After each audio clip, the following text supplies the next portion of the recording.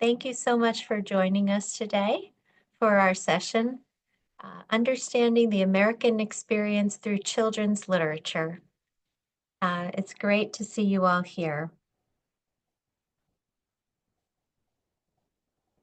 My name is Philippa Rappaport. I'm the lead for Education and Engagement at the Smithsonian Office of Educational Technology, and that's a central education office at the Smithsonian and the office behind the Smithsonian Learning Lab. And I'm delighted to be joined today by Adrián Aldaba. Adrián is the National Programs Manager at the Smithsonian National Museum of the American Latino.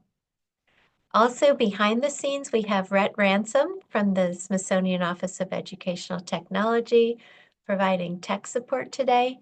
And also Joy Horton is providing our captions. So thanks to our team and thank you all for being here. In our session today, Adrián will talk about how primary resources, museum objects, and children's books can be brought into the classroom. He'll focus on children's books published by the National Museum of the American Latino and their companion set of free educational resources and teaching tools. In our session today, you'll try out history and culture activities that can be replicated in the classroom as plug-and-play standalone activities to support curriculum in social studies, English, and language arts, and probably more. We'd love to hear if you think there are other classes you'd like to try them in. Adrián has been at the Smithsonian for almost 20 years now, even though to me he looks young and fresh, but really he's already a staple in the education community at the Smithsonian. He started out in our Young Ambassadors program in what was the Smithsonian Latino Center before becoming the National Programs Manager at what is now the National Museum of the American Latino.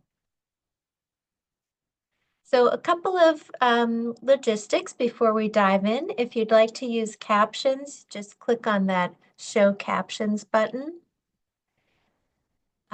We'd love to hear from you. We'd like this to be as interactive as possible, so please use the chat button. We'll have a lot of questions for you that will be enhanced if you use the chat to interact with everyone. You can also add your questions to the Q&A. We'll be looking in both the chat and the Q&A and take your questions either as they come, but if not, we'll definitely get to them at the end. So you're already introducing yourselves. That's wonderful. Welcome. What I'm showing here, this is a screenshot of the homepage of the Learning Lab. So our session today is in support of the Learning Lab, which is a platform in which you can find digitized content from across the various Smithsonian museums and then create interactive learning experiences with them. You can find more about how to use the lab at the homepage, at the help page. So if you scroll down to the bottom of any page in the lab, there's a link there called Getting Started, and that takes you to our help page. And we've also got the link in the bottom here, learninglab.si.edu/help. If you were to click over here where it says webinars and events, that would take you to our webinars page, and that's where we'll have the archive from today's session will be posted there, and that would take you to our YouTube page. I should have that up within about 3 days.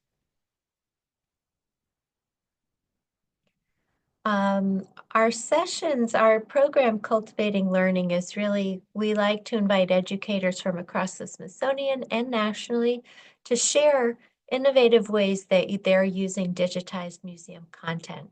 So the next program in our session will happen on Tuesday, May 13th, and it's about integrating art and science in STEM education. And we'll have educators from the Smithsonian Science Education Center, the National Museum of Natural History, the Smithsonian Environmental Research Center, and Smithsonian affiliations. So as we get closer to the event, we'll have that registration information on the homepage of the lab and also on the events page that I had just shown you. Okay, a reminder that this session is being recorded, and For those of you who have been with us before, you know that we like to open with a question. So our question today is, what is your educator superpower? What is your educator superpower? And I will turn it over to Adrián. And please feel free to post your answers in the chat. Yes, please. Everyone can hear me okay? Perfect. Well, everyone, hello. My name is Adrián Aldaba. What a pleasure to be with you all. Thanks so much, Teresa. Here at the in our virtual gathering.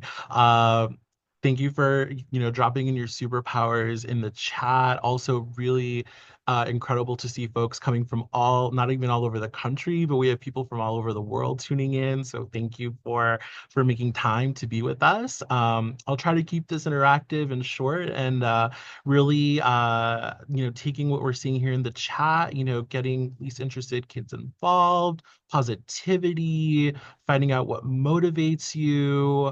Let's see what else. Curiosity, all of these incredible superpowers that keep them coming. Also, yes, learning from our mistakes. Um, my goal here is to offer you all tips and approaches to add to these amazing superpowers that we have so that you bring to your classrooms or where you teach. And so really our lens today is going to be leveraging dialogue, conversations, and primary and secondary resources and how you can incorporate those into your classroom. But before we get started, I do want to take a minute to talk about the National Museum of the American Latino, where I work. Have any of you heard of us before? I don't know if you guys want to, let us know in the chat if you've heard of the museum or if this is the first time you've ever interacted with us. And we can go to the next slide. And that's just, what we're going to be doing today. And then our next slide, please. So for those that don't know us, we are the National Museum of the American Latino. We came to be in December of 2020 through an act of Congress, and really our goal here is to honor the dreams, challenges, and triumphs of U.S. Latinos, really elevating those stories within the narrative of our nation. And so through our work, we create transformative experiences and foster a deeper understanding of American history and culture and connecting our communities nationwide. Next slide, please.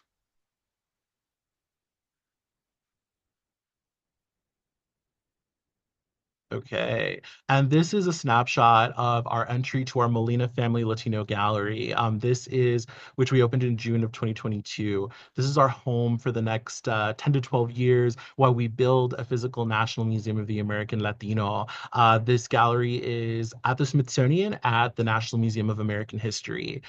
This gallery allows us to iterate and deliver exhibitions and programs while we're building a museum here in our nation's capital.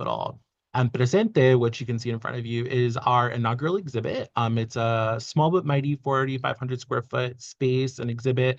And throughout this space, we take a look at the histories and legacies of Latino communities and their contributions to the nation we all call home. Next slide, please.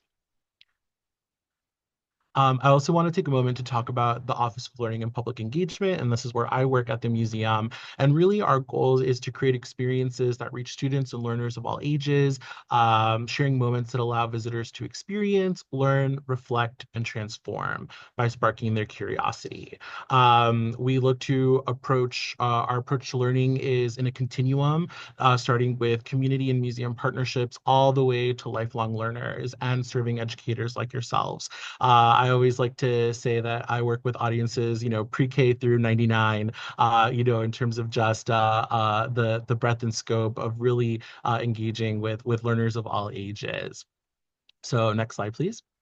Um, Now that you know a little bit more about us, let's jump into our literacy program and the resources that are available to you all. Next slide, please. All right. And so really the literacy program and initiatives, it's really built on two pillars. We have our General Motors Learning Lounge reading book collection, and within the gallery, and actually this is the screen behind me. So this is a 500 square foot space that's actually within the gallery that allows us excuse me, to program and to really create and engage with visitors that come in. And so the books are they relate to the content within the gallery and are accessible to all visitors when the GM Learning Lounge is open. The fun thing about them is that they're scaled from board books for little readers all the way to scholarly publications, and really everything in between, connecting storytelling to the exhibits that we have in the gallery and the amazing collections that are highlighted within. And the second pillar really is the book series, which is most of what we'll be talking about today. And we're working with the business arm of the Smithsonian called Smithsonian Enterprises and working with publishing houses really to develop books that help embed and share US Latino history and culture in what we know as children's literature. Really, we hope that this helps give insight to American stories, vis-a-vis US Latino history and culture, and using that prism and lens. Next slide, please.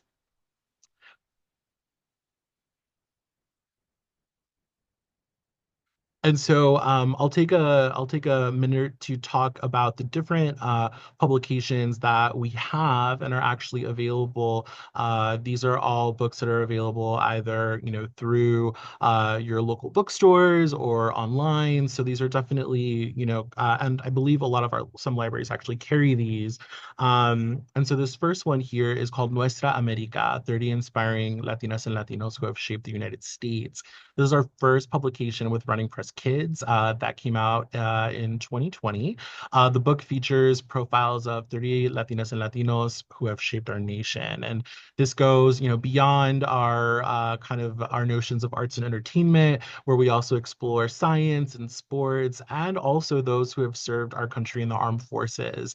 And so it's impossible to just pick 30 people to highlight, but it's a start.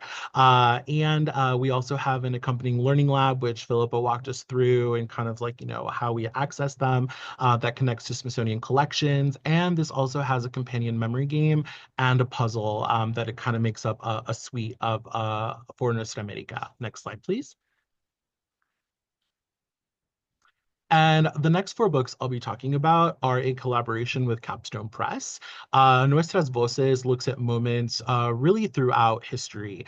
This is a sort of American Girl meets Dear Diary in terms of what we're trying to do here. And I'll share their stories over chronological order briefly.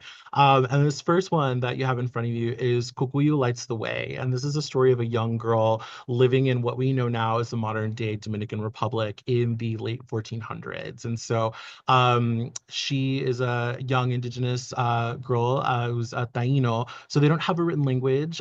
So she narrates her experiences as the Spanish arrived to her home, to Quisqueya, to her dog Shingu. And so we're taking along this journey of what it is for cultural intersections, what this means for communities, and the learning lab that you can see on the left makes really great connections to Smithsonian collections that we have relating to indigenous Taino cultures as well. Next slide, please. So this next book is Paloma Song for Puerto Rico. Paloma is a young Jibara, or someone from the country folk, and she lives on a coffee farm outside of Ponce, Puerto Rico, with her mom, dad, and little brother. This book takes place in 1898, and through this, she shares her experiences as a young girl living through the Spanish-American War and the arrival of the United States to Puerto Rico. And so really it's not only taking us on the journey of the historical facts, but also kind of the tension of I want to learn more, or kind of trying to make it also like kind of creating that understanding of what it might be to be a young person, or in that day and age. Next slide, please. This next one is about Valentina, on the home front with Valentina. And Valentina is a young girl living in El Paso, Texas, during World War II. So she's really shy, and she really confides in her journal, and really not only about wartime efforts in her community and what they're doing, for example, creating victory gardens and honoring soldiers, but she also shares what it's like to have her two older brothers enlist and fight in the war. They particularly particularly fought in Company E of the 141st Infantry, excuse me. And this infantry is known for being largely comprised of Mexican American soldiers, many from El Paso. Next slide. Estrella is the most recent of our stories. She's a young girl living in the 2020s who explores the legacy of the music sensation Selena Quintanilla Perez, who she's actually named after. Her name is is Selena Estrella. Estrella and her friends are working on a project for National History Day, and they take interviews and they do research on Selena's legacy and impact on American music. And the really fun part of this book is that Estrella and her friends get to visit Washington, D.C., and even our Molina Family Latino Gallery. And so, as you can see, this is kind of quite the gamut. And yes, Barbara, the books are intended really for middle grade readers. And the fun thing about this is that Nuestra America does have a companion book in Spanish. So that's fully translated in Spanish. And Nuestras Voces, we're working to actually get all of these books available in Spanish as well. So this is an ongoing process to make sure that we have those accessible in both languages. So now that we know a little bit about the resources that we're going to work with today, I'll jump into our next slide. And this is what we call el método, or the method. So thinking with all the tools that we have, today we're going to learn about tips and ideas on how we use informal education techniques that we use as museum educators in the classroom. Applying primary and secondary resources, and really thinking about how we build in time for sharing and reflection. Um, I will first go into how we at the Smithsonian think of exhibits and how people interact with them. So our next slide, please. So this is what we call IPOP at the Smithsonian, that since the 1990s, the Smithsonian at large has really been thinking about how people not, how they engage with exhibits and how they learn. Through visitor engagement and studies, in many years, we've been able to distill this into an acronym called IPOP, really thinking about how folks learn in different ways. And so, thinking about your students in your classrooms, are there different ways that some of your students engage with the content you provide differently, right? And so if we think of how we learn, we've identified that there are folks that are ideas learners or idea folk. These are learners that can connect more with concepts or kind of abstract thoughts. Then there's people learners that make emotional connections, either with a person in history or a story. Folks that are object learners, that they can kind of see more visual language and aesthetics per se, and then physical learners that maybe need a little bit more hands-on or approach to kind of make these connections. And so it's always fun to go through this process, and even thinking of how we all learn differently. I think I'm a people person, and so just kind of thinking about how we make connections and how we learn, and what are the best ways to kind of activate and unlock that learning. Our next slide.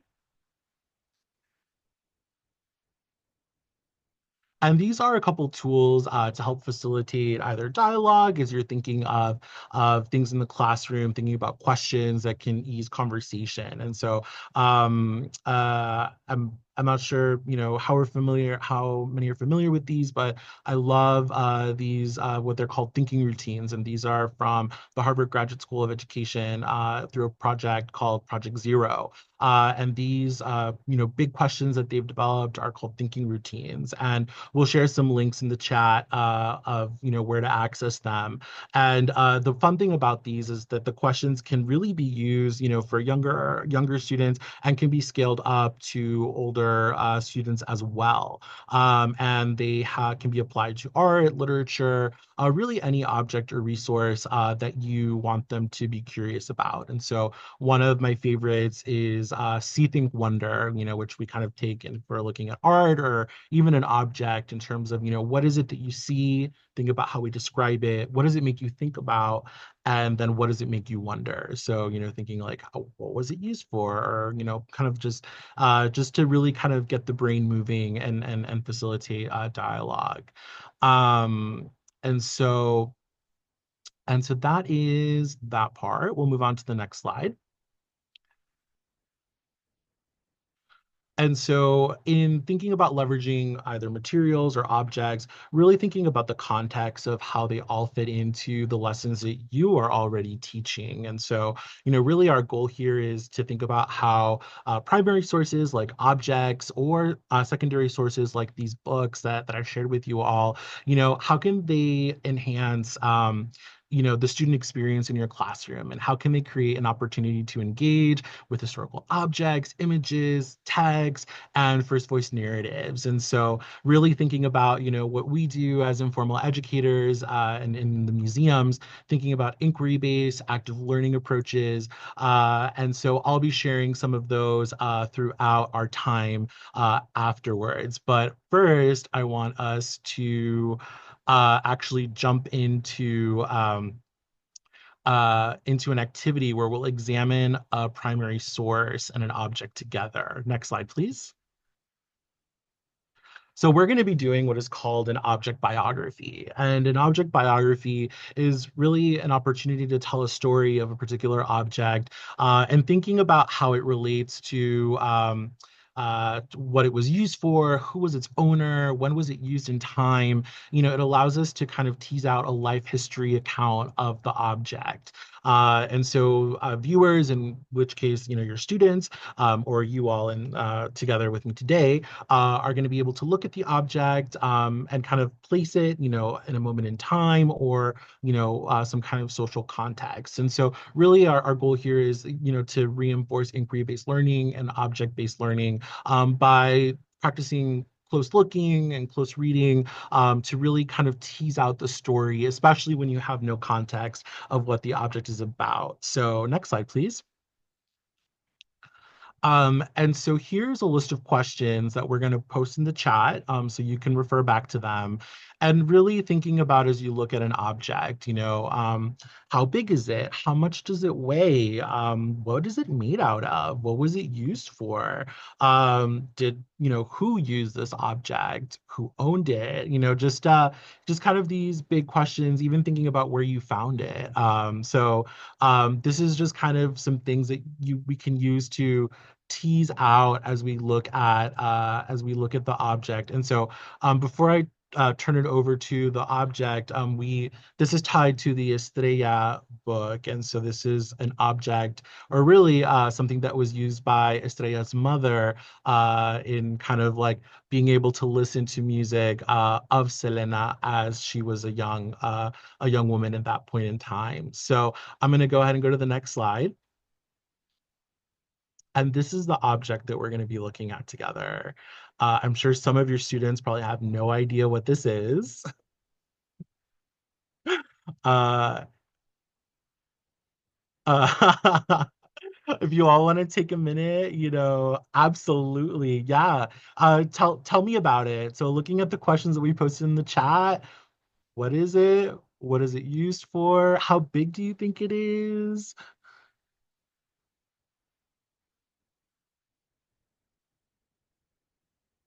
Is it portable or does it look like it's something that somebody could take somewhere? Heavy but portable. Thank you, Barbara and Jennifer. What else are we thinking here?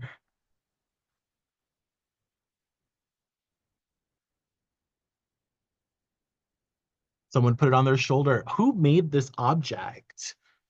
Do we see a brand or something on here? Very good. And uh, you know, who do you think this belonged to, or do you think they used it a lot or a little? Looking at, look at the edges. I don't know. We see some peeling tape. I think there's a missing button somewhere. Do we think it was well loved and very much used?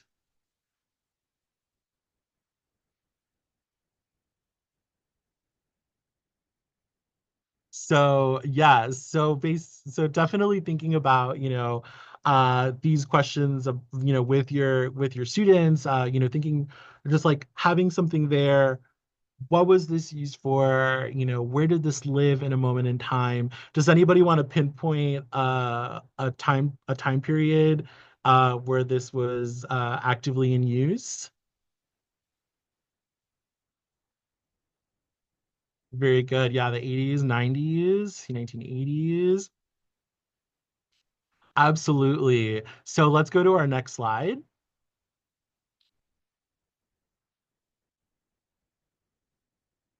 So this is the back of the boombox, and actually, this was featured in Spike Lee's 1989 film "Do the Right Thing" through the character Radio Raheem. So, this is we didn't want to show the back because that would obviously give away the most of the story behind the object, and there's another thing.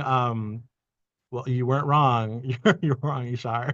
Um, if we go to the next slide, thinking about as your students are going through this process or as you go through this, one of the things that we also encourage is incorporating reflection. If you think about, is this kind of a journal or a paragraph, where your students reflect on the story of the object that they're looking at, and maybe doing a share out of what it is and who it was used for. And I'm sure if you use something like this boombox, you may get some very creative responses.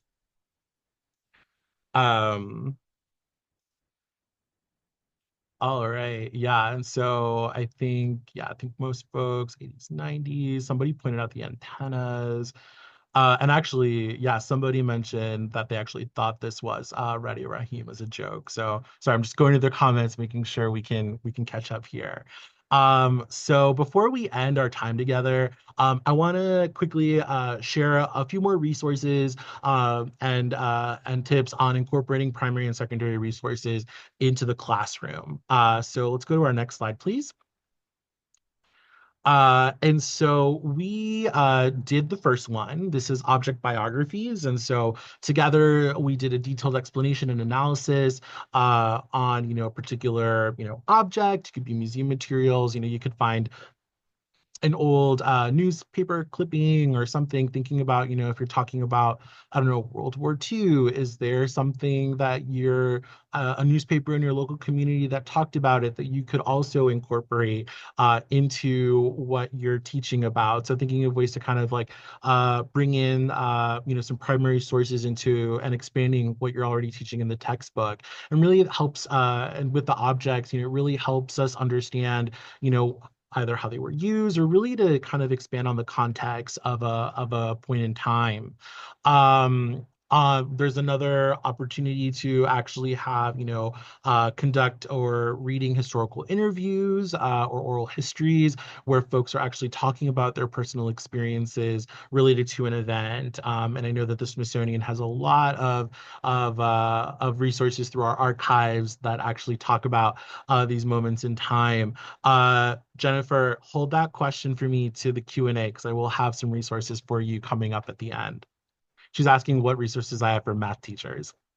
Um, the next, also thinking about deliberations or I don't know, having some kind of forum, right? Where you kind of have a grounding of what is a concern and kind of what are perspectives for and against what you're talking about. So really, trying to use these resources to kind of tease out, dialogue, creativity, and really to get our students thinking of beyond and what things were happening in various points in time throughout the things we're studying. Our next slide, please. And one of the other, there is this resource called the quad text set approach. And this is also just where you kind of take either resources that are kind of a little bit more accessible for your students. So if you're thinking about either pictures or a video to kind of like begin to get them to feel comfortable on background knowledge, and then you kind of incorporate another text and additional information to basically build up to, if you're looking at something a little bit more either challenging or complex, so that it also kind of creates a wider sense of understanding and accessibility. And so in the chat, we've posted links not only to the resource in specific, but also a nice blog from the Notre Dame Center for Literacy, where they actually kind of break down this in a very easy to understand format in terms of, how we can use these different entry points to help our students. Next slide. Another resource is, and this is also going to be in the chat, is something called opening the textbook approach, and really kind of thinking about, bringing in multiple story sources as you're kind of going through chapters of either history or periods in time. And so really the idea is, in terms of just pairing either short excerpts or other resources and kind of putting them side by side. And so there's up to 6 ways that this resource explains, how you can open the textbook. Some of them is to either, direct challenge, which, really bringing primary documents to dialogue with what you're learning. And really my favorite is close reading, is that where, you look at, language, attentive focus, in terms of trying to really tease out meaning and understanding. But really, any of these can kind of help students get a little taste of, what is it like to really investigate and, either stories, practice that help augment what, you're learning, particularly if this is a more of a textbook approach. And this allows us to kind of have a more complete history and really include some nuance in all the things that we're learning, which is really great. Our next slide, please.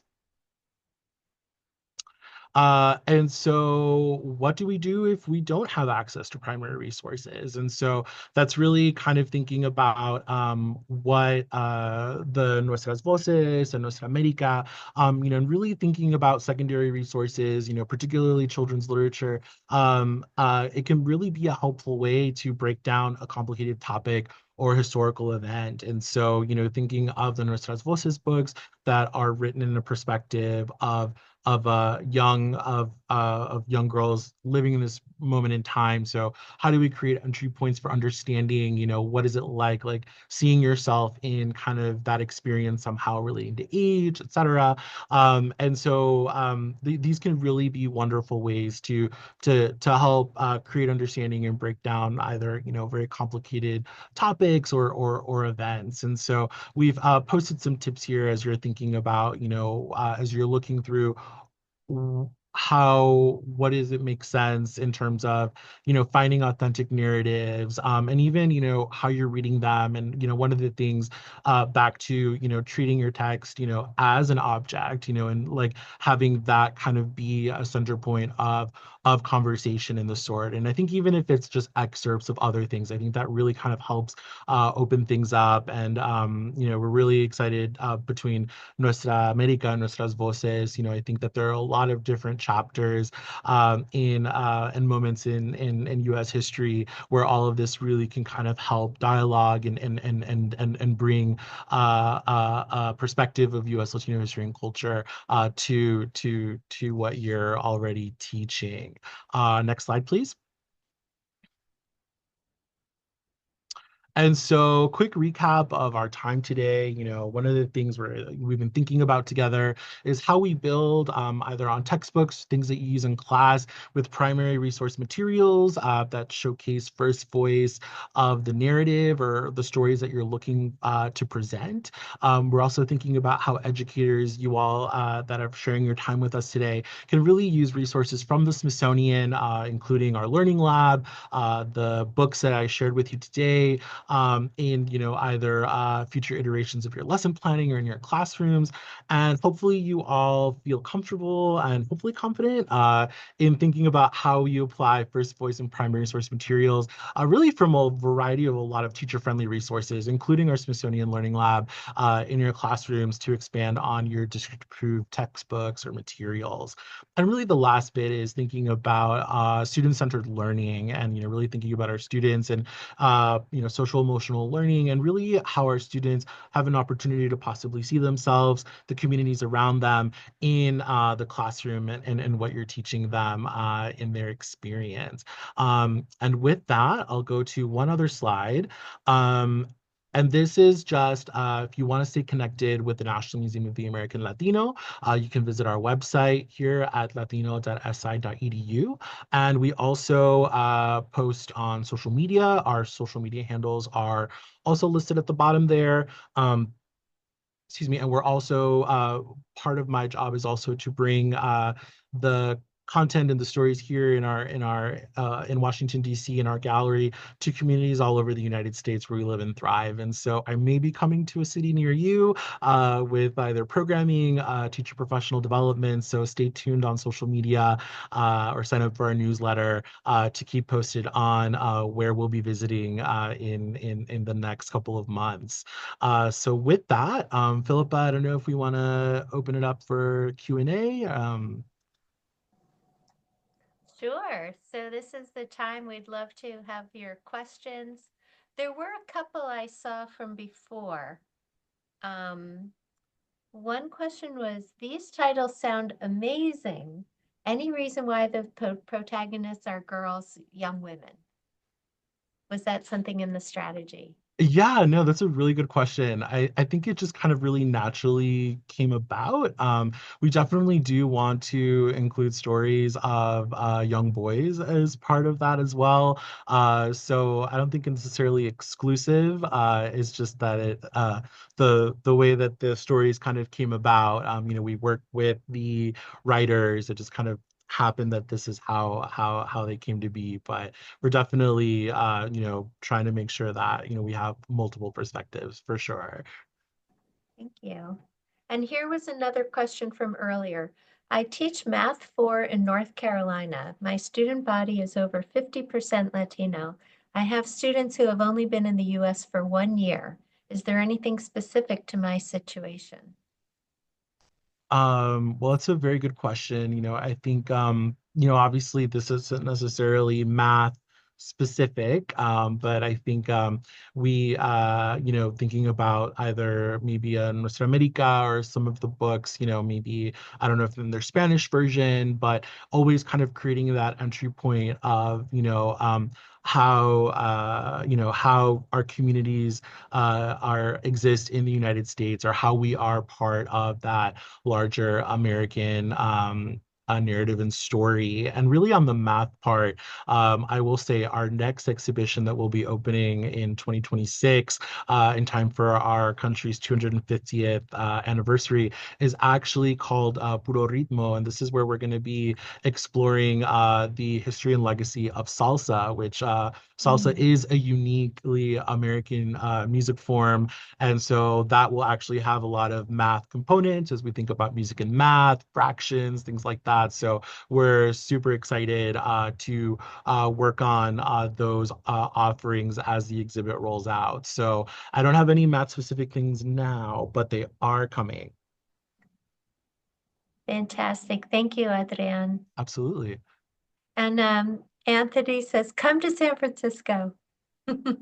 We're actually going to be in Sacramento, not too far from you on May 4th, at the Crocker Art Museum. So if you want to drive up, you can see us there. Awesome. And then M. Garcia is asking if you wouldn't mind sharing your contact information. Absolutely. So I'll put our email address here in the chat. It's namaleducation@si.edu. And so you all can reach out to us if you all have any questions or want to learn more. And Jenny has a question. Is there any discussion of a book in the Nuestras Voces series that explores a pre-contact event or experience? That's a very good question. I'll have to go back and look. I know that Kokuyo kind of sits at that moment of contact. However, it really is from that lens of traditions and culture and understanding as we know of them today, related to kind of that experience. But that is a really good suggestion on thinking about what comes next. And Adrian, Rhett just put it in the chat too. Thank you, Rhett. Will there be books published for more primary? Yes, actually, we have two books that will be coming out, I believe in 2026, that are picture books. One is relating to, I believe, quinceañeras, and another one to Latino foodways. So we're very excited for those, and as soon as more information comes together, we'll be happy to share. Beautiful. Oh, Oh, sorry, I think I didn't share that to everybody. Philippa, could you share it with yeah, everyone? I'll share it. Thank Any you. other questions?